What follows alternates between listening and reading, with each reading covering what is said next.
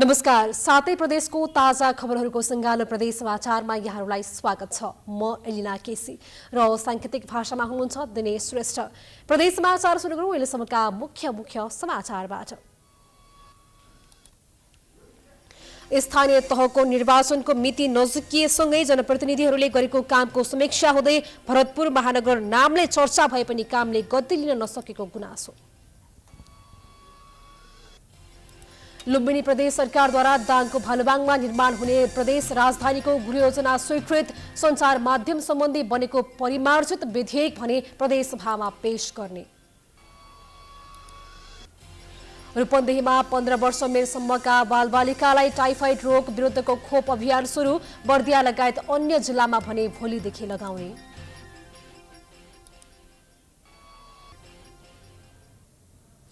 आजको प्रदेश समाचार सुरु गरौँ। भरतपुर महानगरपालिकाले 5 वर्षीय कार्यकालमा गरेको कामको समीक्षा सम्बन्धी समाचारबाट। यति बेला चर्चा भरतपुर महानगरपालिकाको रहेको छ। सत्ता गठबन्धनको तालमेलमा कांग्रेसले दाबी नछोडेको र माओवादीले पनि आफ्नो नेतृत्वको कार्यकालमा राम्रो काम भएको भन्दै फेरि दोहोरिन खोजेको पृष्ठभूमिमा मेयर रेणु दाहालको कामको समीक्षा पनि हुन थालेको छ। एक रिपोर्ट। यति बेला स्थानीय तहको निर्वाचनको सरगर्मी बढेको छ। आफ्नो 4 वर्ष कार्यकालको रिपोर्ट लिएर निर्वाचित जनप्रतिनिधि फेरि मतदातामा पुग्दैछन्।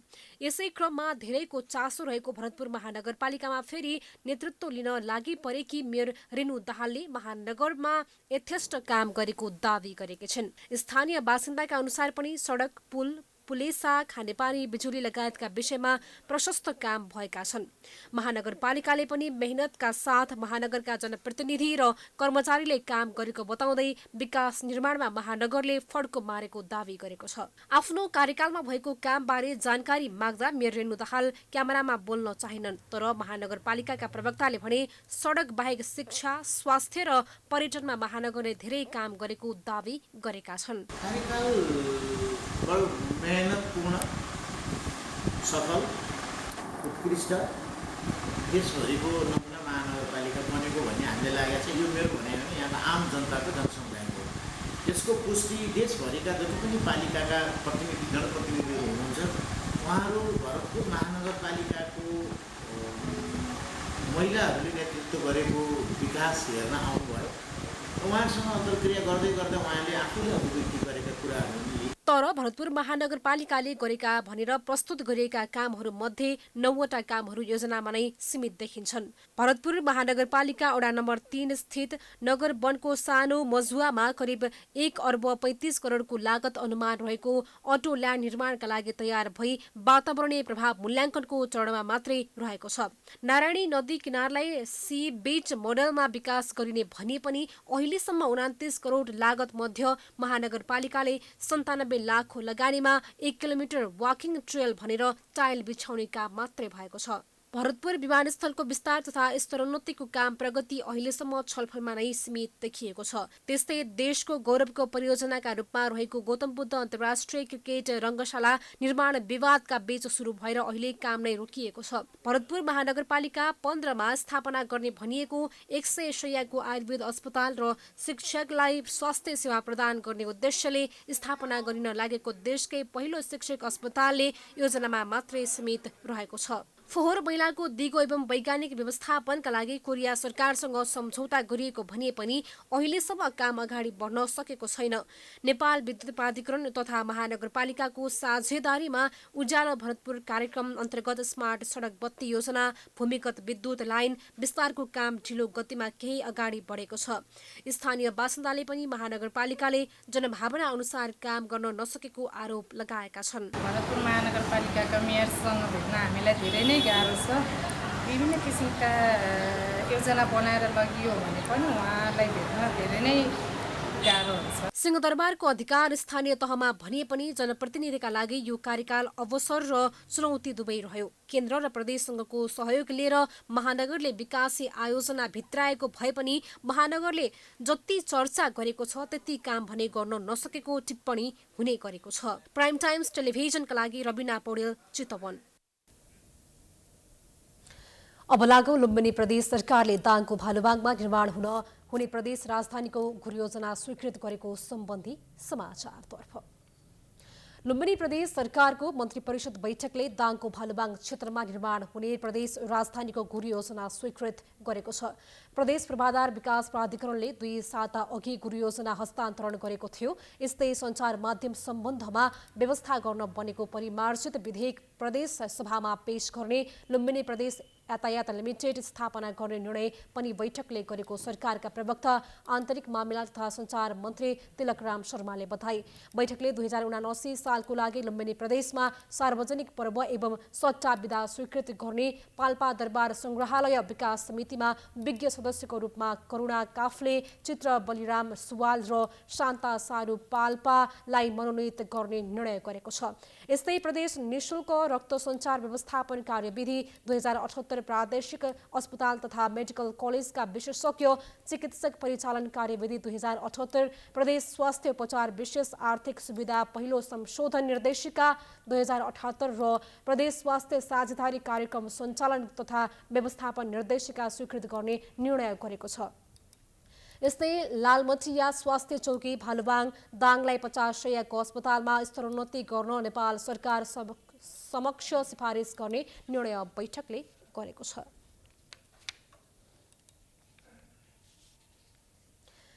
प्रदेश समाचारमा पालो भएको छ विश्रामको।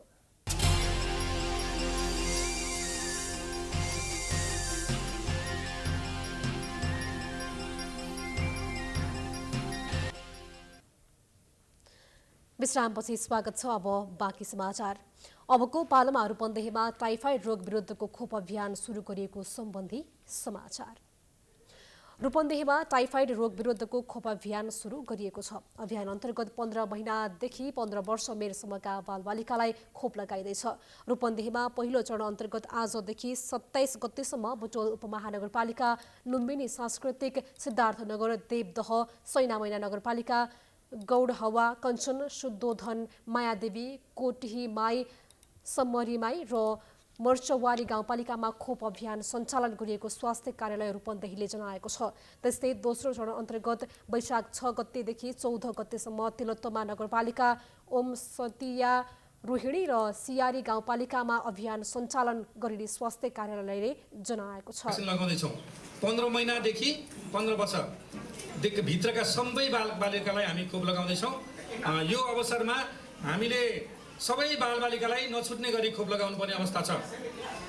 त्यो कारणले गर्दा यहाँलाई विशेष गरेर अभिभावकज्यूहरूलाई अनुरोध गर्न चाहन्छु, आफ्ना बालबालिकाहरूलाई सम्पूर्ण बालबालिकाहरूलाई नछुट्ने गरी खोप लगाउनुहुन्छ भन्ने कुराको अनुरोध गर्न चाहन्छु। रूपन्देहीमा 2,66,518 जना खोप लगाउनुपर्ने लक्षित जनसङ्ख्या रहेको छ। अभियानमा लक्षित सङ्ख्या मुख्य रूपमा करिब 80% विद्यालयमा रहने भएकाले विद्यालयलाई प्राथमिकतामा राखी खोप अभियान सञ्चालन गरिएको छ।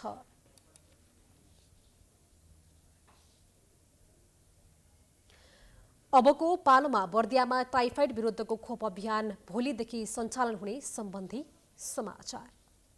उता बर्दियामा टाइफाइड विरुद्धको खोप अभियान भोलिदेखि सञ्चालन हुने भएको छ। भोलिदेखि 28 गतेसम्म सञ्चालन हुने खोप अभियानमा 15 महिनादेखि 15 वर्ष मुनिका बालबालिकाहरू सहभागी हुनेछन्। जिल्लामा 1,28,000 जनालाई खोप दिने लक्ष्य रहेको स्वास्थ्य कार्यालयले जनाएको छ। खोप अभियान सञ्चालनका लागि जिल्लाभरि 378 वटा खोप केन्द्र राखिएको छ, जसमध्ये 303 वटा खोप केन्द्र विद्यालयमा र 75 वटा खोप केन्द्र स्वास्थ्य संस्थामा राखिएको छ। खोप अभियानका लागि 644 जना स्वास्थ्य कर्मी र 1,289 जना शिक्षिका र स्वयंसेविका परिचालन गरिएको छ। विद्यालय उमेर समूहका बालबालिकालाई रोग जोखिम रहेकाले विद्यालयमा खोप राखेको बर्दिया स्वास्थ्य कार्यालयले जनाएको छ।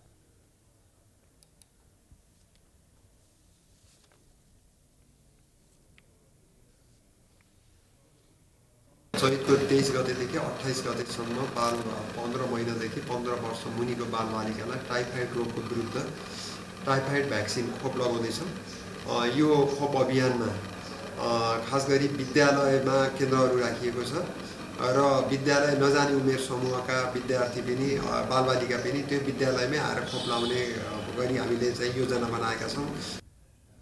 15 महिनादेखि 15 वर्ष मुनिका बालबालिकाहरूलाई नेपालमा करिब 75 लाख, लुम्बिनी प्रदेशमा करिब 13 लाख र बर्दियामा करिब 1,28,000लाई टाइफाइड विरुद्धको खोप लगाइने कार्यक्रम रहेको छ।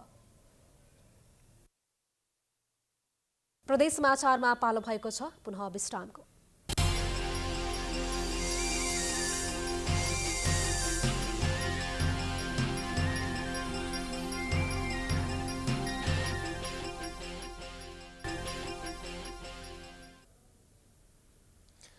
विश्रामपछि पुनः स्वागत छ। अब बाँकी समाचार। अब लागौ मोरङको उर्लाबारी मधुमल्ला सडकको स्तरोन्नति हुने भएको सम्बन्धी समाचारतर्फ। मोरङको उर्लाबारी मधुमल्ला सडकको स्तरोन्नति हुने भएको छ। उर्लाबारीदेखि मिक्लाजुङ गाउँपालिकाको मधुमल्ला जोड्ने 8 किलोमिटर सडक निर्माणको जिम्मा पाएको प्रेराज्योति निर्माण सेवाले सडकमा निर्माणमा कमसल कार्य गरेको भन्दै अख्तियारमा उजुरी परेपछि निर्माण पक्ष सम्पर्कविहीन भएको थियो। बेखबर भएको करिब 1.5 वर्षपछि प्रेराज्योति निर्माण सेवा सम्पर्कमा आएको छ। निर्माण कम्पनीले तत्काल सडक निर्माण कार्य अगाडि बढ्ने जनाएको छ। यसमा चाहिँ त्यो काम चाहिँ गर्नको लागि जुन हामीलाई आवश्यक थियो टाइम, म्याथड र बजेट, त्यो दुईटैको कमिटमेन्ट उहाँहरू दिनुभएको छ। त्यसलाई त्यो अनुसारै हामी यो 15 दिनभित्र काम अगाडि सुरु गर्ने, भित्र सुरु गरेर गर्ने र सकभर छिटो गर्ने भन्ने कन्सेप्टमा हामी छलफल भएर सहमतिमा अगाडि बढेका छौँ।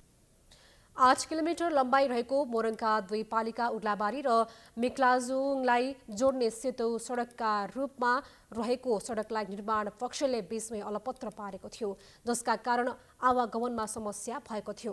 अर्ध कालपत्रे सकेको सडकमा ठूला ठूला खाडलका कारण मधुमल्ला, टाढी, तोरीबारी, रमिते र दुम्सेका स्थानीयले बर्खाको समयमा हिलाम्ने र हिउँदको समयमा धुलोको सामना गर्दै आएका छन्।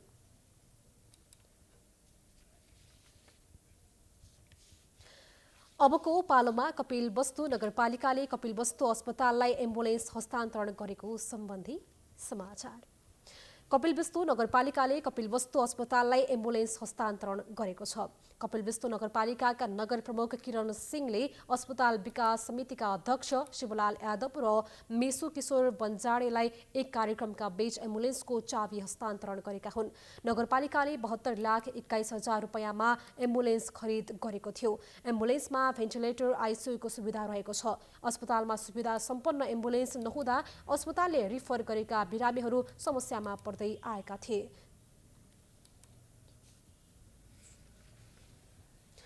अन्तमा रूपन्देहीको बुटोलमा नमुना ढुवानी ग्रामको निर्माण भएको सम्बन्धी समाचार। रूपन्देहीको बुटोलमा नमुना ढुवानी ग्रामको निर्माण भएको छ। बुटोल उपमहानगरपालिकाले निजी क्षेत्र संघको सहकार्यमा बुटोल ढवाब स्थित भैरवा टोलमा 3 बिघा क्षेत्रफलमा ढुवानी ग्राम निर्माण गरेको हो। ढुवानी ग्रामको बुटवल उपमहानगरपालिकाले एक कार्यक्रमको आयोजना गरी उद्घाटन गरेको छ। उद्घाटन कार्यक्रममा सहभागीहरूले ढुवानी ग्रामले बुटवलका व्यवसायलाई सहजता बनाएको र बजार क्षेत्रलाई व्यवस्थित गर्न मद्दत पुग्ने बताएका थिए। हेभी लोडका सवारी साधनलाई व्यवस्थित गर्न ढुवानी ग्राम निर्माण गरिएको बुटवल उपमहानगरपालिकाले जनाएको छ।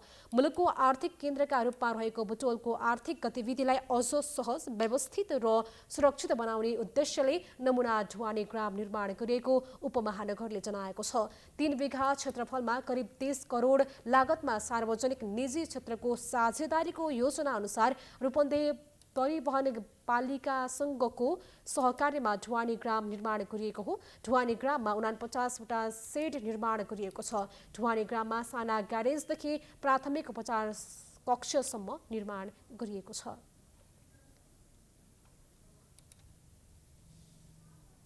यो सँगै हामी प्रदेश समाचारको अन्त्यमा आइपुगेका छौँ। जाँदा जाँदै प्रमुख समाचार पुनः एकपटक।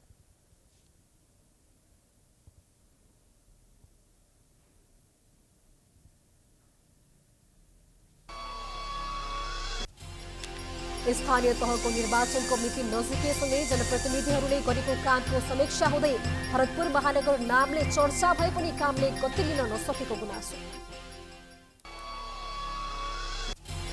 लुम्बिनी प्रदेश सरकारद्वारा दाङको भालुबाङमा निर्माण हुने प्रदेश राजधानीको गुरु योजना स्वीकृत। सञ्चार माध्यम सम्बन्धी बनेको परिमार्जित विधेयक भने प्रदेश सभामा पेश गर्ने।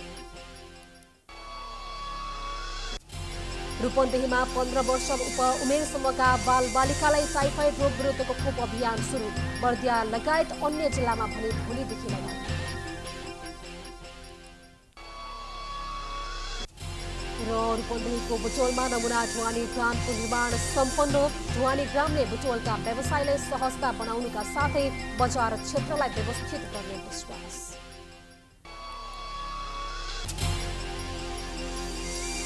प्रदेश समाचार अहिलेलाई सकियो। हेर्दै गर्नुहोला प्राइम टाइम्स HD। नमस्कार।